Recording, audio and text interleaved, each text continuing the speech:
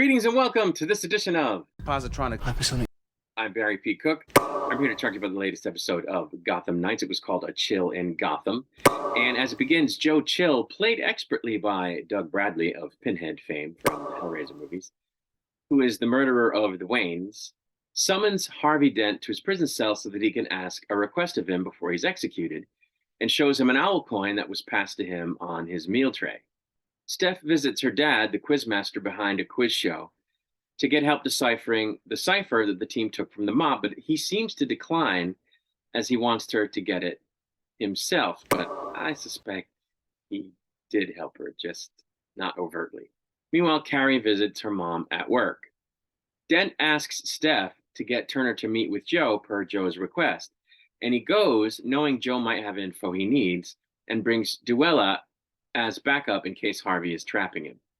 Harvey gets Joe's execution delayed so the meeting can happen. Steph, Duella, and Harper down some whiskey while Steph tries to solve the cipher. Carrie runs into Rudy, Harvey's mayoral candidate's opponent's kid, working as a volunteer at the hospital. Colin suggests Steph's dad gave her a clue when he declined to help her, which I had guessed, and it's related to a book, though which book it is not known.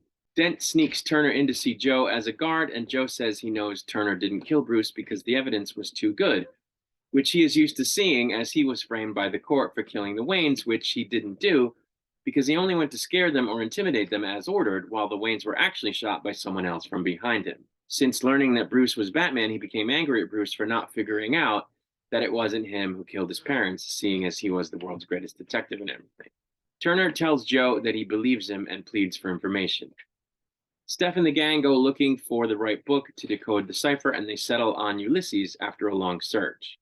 Joe tells Turner that he can't beat the court, but he can save himself from ending up like him by going for a quick death. But he also tells Turner that his next door inmate was murdered by the court when they learned that he was going to tell Joe how to find them, but not before telling Turner that what he was told is that the key to finding them has to do with the court's rhyme. Rudy takes Carrie to visit a patient who's having trouble with a really bad wound with busted stitches that no one will tend to because the hospital is understaffed, and he's not considered a big emergency. Harvey tells Turner that he's sorry he ever doubted him because he now knows it's obvious that someone else is pulling the strings and that Turner is innocent. Carrie goes about suturing up the wound on the patient using expertise she gained watching her mother practice growing up. The team decides to go to an address that they got from decoding part of the cipher, and it turns out to be a boxing gym where a bunch of guys are standing around with some gnarly weapons and a whole bunch of drugs. Steph suggests putting them down so that they don't distribute the drugs and hurt people, and the team is dubious at their ability to do so, especially Duella, who says that no matter what they say on the news, they aren't the Gotham Knights and it's a suicide run, but the rest of the team decides to take their shot. Harvey tries to warn his mayoral opponent that he's marked for death because of the coin that he received. Joe is marched to the electric chair while a priest reads the Valley of Death passage from the Bible, which also partly plays over the team attacking the bad guys in the gym. Harvey's opponent tells him that he thinks Harvey's the one who planted the coin to try to scare him out of the race. The team takes out the bad guys and then smash the pills, which Steph does with a vengeance because, of course, she hates pills, seeing as his mother is suffering from a pill problem. Just before they pull the switch on Joe, he drops his owl coin to the floor. The power goes out in Harvey's office, even though lights are still on across the street, and the Talon arrives and runs his opponent through from behind, and then goes after Harvey but spares him in the last second before disappearing, which isn't going to look good for Harvey. When the cops show up to the boxing gym, they find the bad guys all tied up with the letters GK spray painted on the floor in front of them in glowing green, which is awesome, and which gets them on the news, which everyone but Duella thinks is great. Harvey's opponent is brought into the hospital where his son sees him. Steph breaks down in front of Turner because she almost died during the attack on the bad guys, saying she never realized how scary it is for the rest of them until that night, and that she's afraid of winding up like Joe Chill, but Turner tells her they won't, because they have something Joe didn't have, which is people that support them, by which he means the whole team supporting each other, and especially Steph standing by him. The news of Harvey's opponent's emergency makes the news, and Steph goes to see Rudy, who then learns that he's been stabilized in the ICU. Carrie gets emotional at seeing Rudy almost lose his dad, and she goes to hug her mom, with whom she's been at odds lately. Back in his office, Harvey looks at himself in the mirror and seems to be something less than okay, at which point he punches the mirror And in the reflection, we see his face distorted by the cracks in the mirror, and that's where the episode ended. So I thought this was a really good episode.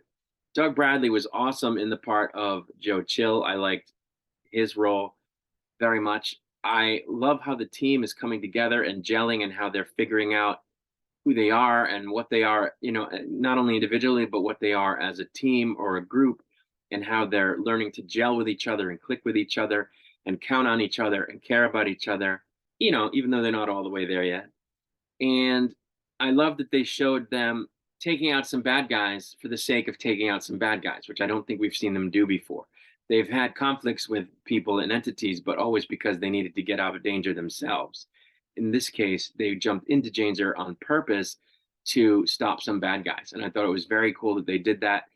And I thought it was very, very cool that they signed their work GK and that they're starting to build, a mythos around the idea of the Gotham Knights, which just is going to make the show so much cooler once they do it, and maybe get them to wear costumes, which would be so awesome. Anyway, I thought that was cool. I also liked that they showed Carrie and her mom kind of having that, life is too short to not get along moment, and sort of reconciling, I guess. I liked, that Stephanie broke down in front of Turner and he reassured her that everything's going to be okay because they have each other, and, how her standing by him gives him faith that they're not going to end up like someone like Joe Chill, who didn't really have anybody. And I just think the show is really good. I think it's coming along. I'm glad that Harvey said that he knows Turner didn't do it. I think that's a cool development. It's just a really good show, and I feel badly for the people who don't get it, that just think it's schlocky and full of bad acting. I mean, look, the kid that plays Cullen Rowe is not great. He's not a very good actor, or they're not a very good actor, I should say. But I think the rest of the cast is good. It was a little silly that they went into this boxing gym where the bad guys all had, like, automatic or semi-automatic rifles, and not a shot was fired as they took them down with fisticuffs and by swinging weights around and stuff. It was a little far-fetched, but then again, not really, right? Because that's what Batman and Robin would have done. So if Batman and Robin can pull off something like that, why can't the Gotham Knights? Because they're not Batman and Robin. I mean, okay, but it's still possible. And, Turner does have some training, and the Cullens are sort of, street smart and streetwise.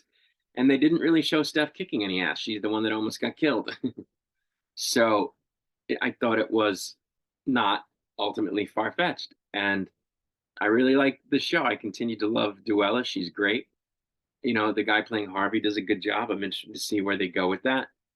And it's just, I think, and the Talon showed up, and that's the Talon is scary as hell. And so I think this show is doing a really good job, and I enjoyed this episode, probably the best of any of the episodes so far. So I'm looking forward to next week. I'm going to get out of here for now. We'll be back to review next week's episode once it airs. Until I return, I wish you peace and long life.